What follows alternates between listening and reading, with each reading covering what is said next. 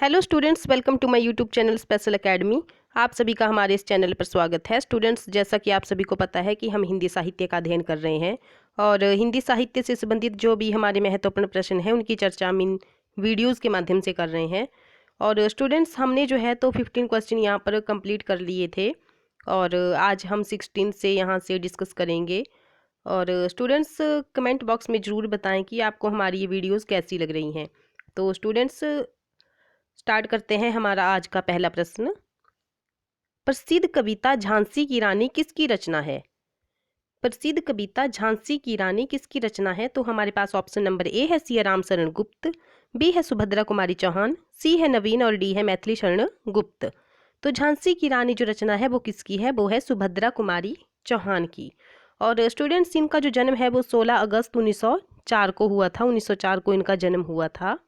और गांधी जी के असहयोग आंदोलन में भाग लेने वाली ये पहली महिला थी। वे 2 बार जेल भी गई थी। और स्टूडेंट्स, इनकी कहानी संग्रह मैं आपको बता दूं, कहानी संग्रह इनके 3 हैं। सबसे पहला है इनका बिखरे मोती, जो 1932 में उसका रचना काल है। और दूसरा है उन्मादिनी, तीसरा है सीधे साधे चित्र। और स्टूडेंट्स, इनके कविता संग्रह हैं जैसे मुकुल और त्रिधारा। मुकुल इनका 1930 में रचित है। और स्टूडेंट्स, इनकी एक जीवनी है और बहुत ही महत्वपूर्ण है, मिला तेज से तेज। मिला तेज से तेज इनकी जीवनी है। और स्टूडेंट्स, बहुत बार ये पेपर में भी पूछी गई है, तो आप ध्यान रखिएगा। जीवनी इनकी मिला तेज से तेज है।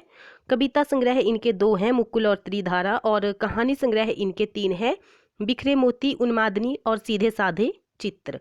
बढ़ते हैं नेक्स्ट क्वेश्चन की ओर। हमारा नेक्स्ट क्वेश्चन है, कैदी और कोकिला शीर्षक कविता किसकी है? हमारे पास ऑप्शन नंबर ए है सुभद्रा कुमारी चौहान, राम नरेश त्रिपाठी, बालकृष्ण शर्मा और माखनलाल चतुर्वेदी जी।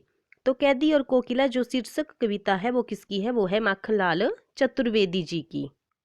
इनकी मैंने आपको यहाँ पर काव्य कृतियाँ बताई थी, जैसे हिम करीटनी, हिम तरंगिणी, युगचरण, समर्पण, मरण ज्वार और माता।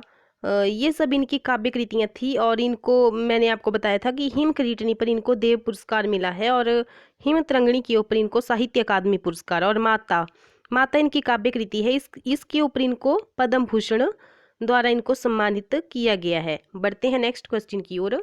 एक बार बस और नाच तू श्यामा, ये जो पंक्ति है निराला की किस कविता की है? तो हमारे पास ऑप्शन नंबर ए है आवाहन, बी है राम की शक्ति पूजा, सी है तुलसीदास और डी है बेला। तो एक बार बस और नाच तू श्यामा, ये जो पंक्ति है निराला की कौन सी कविता की पंक्ति है? स्टूडेंट्स, एक बात आपको ध्यान में रखनी है कि ये जो सारी के सारी यहाँ पर रचनाएं हैं ये किसकी हैं? ये हैं सूर्यकांत त्रिपाठी, निराला जी की। तो इनमें से बताना है आपको कौन सी रचना जो है तो पंक्ति किस रचना में से ली गई है। तो वो है आवाहन कविता से ये पंक्ति ली गई है। हमारा नेक्स्ट क्वेश्चन है, पुष्प की अभिलाषा कविता किसकी है? तो हमारे पास ऑप्शन नंबर ए है माखनलाल चतुर्वेदी, बी है रामधारी सिंह दिनकर, सी है सियाराम शरण गुप्त और डी है सुभद्रा कुमारी चौहान। तो इसका जो राइट आंसर है पुष्प की अभिलाषा, ये है माखनलाल चतुर्वेदी जी की। और स्टूडेंट्स, मैंने अभी आपको बताया कि जैसे इनकी कौन कौन सी रचनाएं हैं, तो है हिम करीटनी, हिम तरंगिणी, युगचरण और माता, वेणुले गूंजे धरा, ये सब इनकी काव्य कृतियाँ हैं। और गद्य कृतियों में आते हैं इनके जैसे कृष्ण अर्जुन युद्ध, साहित्य के देवता, समय के पाँव, अमीर इरादे और गरीब इरादे। तो बढ़ते हैं नेक्स्ट क्वेश्चन की ओर। हमारा नेक्स्ट क्वेश्चन है, कौन सी रचना माखनलाल चतुर्वेदी की नहीं है? तो हमारे पास ऑप्शन नंबर ए है वेणुलो गूंजे धरा, बी है युगचरण, सी है बिजुली कांजर आंज रही और डी है विनोवास्तवन। तो कौन सी रचना जो है तो माखनलाल चतुर्वेदी जी की नहीं है? तो वो है ऑप्शन नंबर डी हमारा सही हो जाएगा, विनोवास्तवन। और स्टूडेंट्स, ये जो रचना है ये बालकृष्ण शर्मा नवीन जी की रचना है, विनोवास्तवन।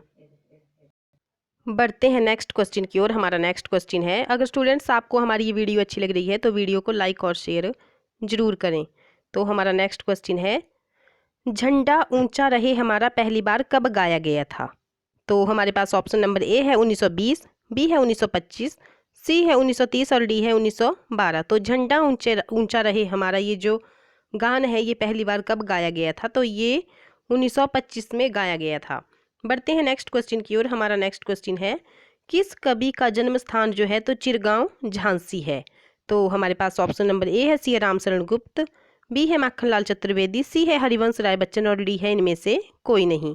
तो कौन सा कवि है जिसका जन्म स्थान जो है तो चिरगांव झांसी है। तो हमारा जो ऑप्शन नंबर यहाँ पर सिया राम शरण गुप्त जी इसका सही आंसर है। चिरगांव झांसी में जो है तो सिया राम शरण गुप्त जी का जन्म हुआ था 1895 में। और घर के वैष्णव संस्कारों और गांधीवाद से गुप्त जी का व्यक्तित्व यहाँ पर विकसित हुआ है। और इनकी रचनाएं हैं जैसे मौर्य विजय, अनाथ, दुर्वादल, विषाद, आद्रा, आत्मोत्सर्ग, फिर बापून मुक्त, ये सब इनकी रचनाएं हैं। और बढ़ते हैं नेक्स्ट क्वेश्चन की ओर। हमारा नेक्स्ट क्वेश्चन है सिया राम शरण गुप्त जी की रचना कौन सी नहीं है। तो हमारे पास ऑप्शन नंबर ए है अनाथ, बी है दुर्वादल, सी है नोआखली और डी है माता। तो कौन सी रचना जो है तो सिया राम शरण गुप्त जी की नहीं है, तो वो है माता। हमने अभी यहाँ पर पढ़ा है माता किसकी रचना है, आप कमेंट बॉक्स में ज़रूर बताएं। और सिया राम शरण जी की जो रचनाएं हैं वो हैं अनाथ, दुर्वादल और नोआखली। मैंने अभी बार बार आपको बताया कि माता किसकी रचना है और इसके ऊपर क्या पुरस्कार मिला है वो भी बताएं। बढ़ते हैं नेक्स्ट क्वेश्चन की ओर। सोहनलाल द्विवेदी की कृति कौन सी नहीं है। यहाँ पर बताना है कि सोहनलाल द्विवेदी की कृति कौन सी नहीं है। तो हमारे पास ऑप्शन नंबर ए है जौहर, बी है भैरवी, सी है युगाधरा और डी है प्रभाती। तो सोहनलाल द्विवेदी जी की कौन सी रचना नहीं है, तो यहाँ पर ऑप्शन नंबर ए सही हो जाएगा। सोहनलाल द्विवेदी की कृति कौन सी नहीं है, तो वो है हमारे पास जौहर। बढ़ते हैं नेक्स्ट क्वेश्चन की ओर। हमारा नेक्स्ट क्वेश्चन है नरेंद्र शर्मा का सर्वाधिक लोकप्रिय काव्य संग्रह कौन है। तो हमारे पास ऑप्शन नंबर ए है प्रभात फेरी, बी है प्रवासी के गीत, सी है पलासवन और डी है शूल फूल।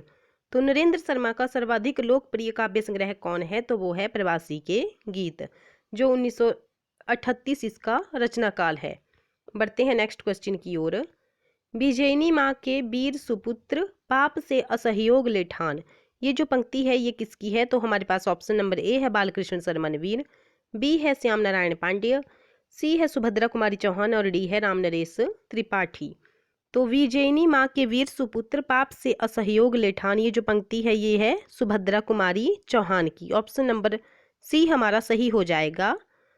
और बढ़ते हैं नेक्स्ट क्वेश्चन की ओर। श्याम नारायण पांड्य की रचनाओं में से कौन कौन नहीं है।